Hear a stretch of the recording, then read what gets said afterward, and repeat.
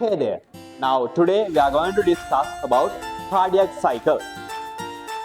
I am assuring you that after this video you can simply understand each and every theory point about cardiac cycle without even by hearting a single word. So let's proceed to our lesson.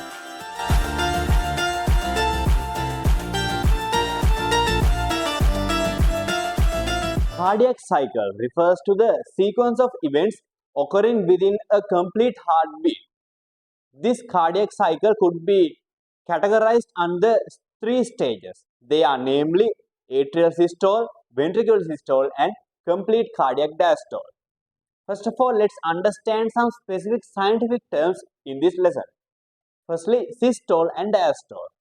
Systole means the contraction of heart muscles, while diastole means the relaxation of heart muscles. We have to talk about another term called stroke volume in the lesson cardiac cycle. Stroke volume is the volume of blood pumped by a ventricle within a single heartbeat. Now we know in general we have heard that human heartbeat rate of a healthy adult is 72. That's a general approximation. In our A-level syllabus, we consider the rate of heartbeat of a human healthy adult is within 60 to 80. Within 60 to 80. Now, let's talk about each and every stage we talked earlier about cardiac cycle. First stage is atrial systole. Atrial systole, as I explained earlier, systole means contraction. So, in atrial systole, the contraction of arteries occur. In ventricular systole, the contraction of ventricles occur. In complete cardiac diastole, the thing is different. It's a diastole process. Here, the complete heart, all the heart muscles are relaxed. Let's consider the time durations. Atrial systole occurs within 0.1 second. Ventricular systole occurs within 0.3 seconds, and complete cardiac diastole occurs within 0.4 seconds. So we can add these values to understand that a cardiac cycle occurs within 0.8 seconds. Now, let's move on to each and every stage. We will discuss every stage elaboratively so that you can understand all the theory points and can easily face the A-level examination if any question is questioned under the topic cardiac cycle. Complete cardiac diastole. Complete cardiac diastole occurs within 0.4 seconds.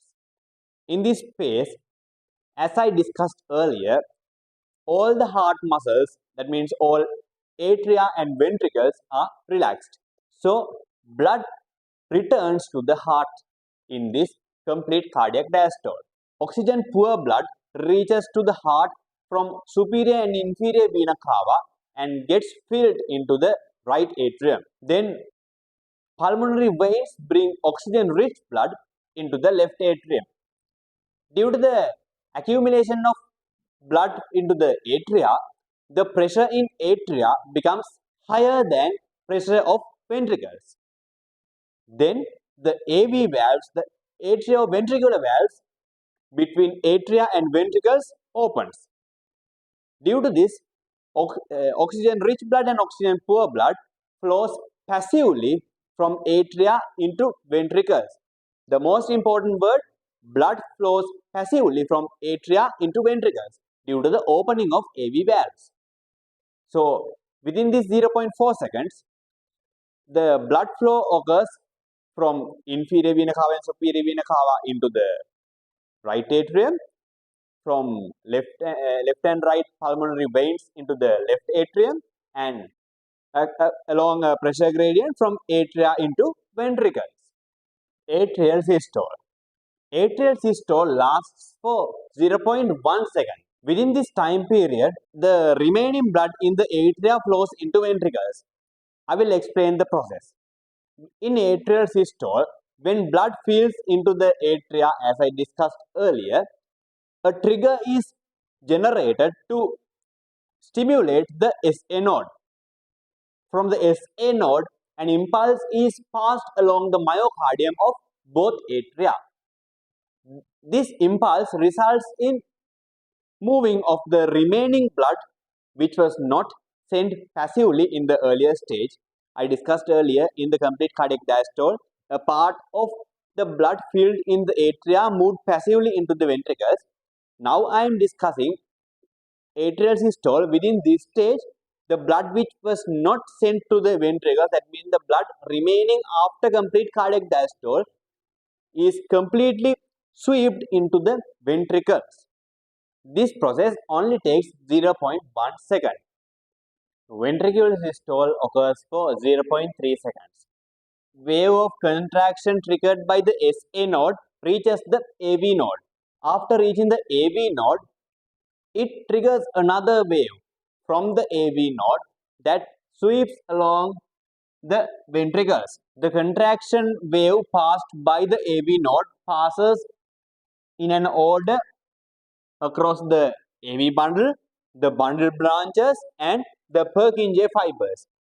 From the Purkinje fibers, the wave of contraction moves up from the tip of the heart towards the upward direction, resulting in contraction of both ventricles. When this contraction of both ventricles occur, the pressure of ventricles becomes higher. So, pressure of ventricles are higher than atria, so the AV valves get closed, preventing backflow of blood into the atria. Pressure of left ventricle becomes higher than aorta, and pressure of right ventricle becomes higher than pulmonary artery. Due to this difference in pressure along a pressure gradient, again blood flows from the ventricles into pulmonary artery and the aorta, from left ventricle to the aorta and from right ventricle into the pulmonary artery. For this process to occur, the semilunar valves must be open. So due to this pressure gradient, semilunar valves, aortic semilunar valve and pulmonary semilunar valve remain open. When ventricles relax, the semilunar valves close. The semilunar valves close because the pressure in pulmonary artery and aorta becomes higher than pressure of ventricles when the ventricles relax. So to prevent backflow of blood from the pulmonary artery and aorta into the ventricles, the semilunar valves get closed. The valves of the heart and great vessels open and close accordingly to the pressure of the four chambers of the heart. Then this motion of blood along a pressure gradient is a one-way process. So we can say that the sequence of opening and closing of valves ensure that blood flows unidirectionally or in one direction. So we have completely discussed the cardiac cycle from complete cardiac diastole across atrial systole and ventricular systole back into the complete cardiac diastole. This complete process takes only 0.8 seconds. So, as promised, we have completely discussed each and every single theory point in a very short and limited time period, and we have made it very simple so that anyone can understand just by watching the video, even though you have no prior knowledge about cardiac cycle. So, with that, let's meet again in another video. Until that, good luck.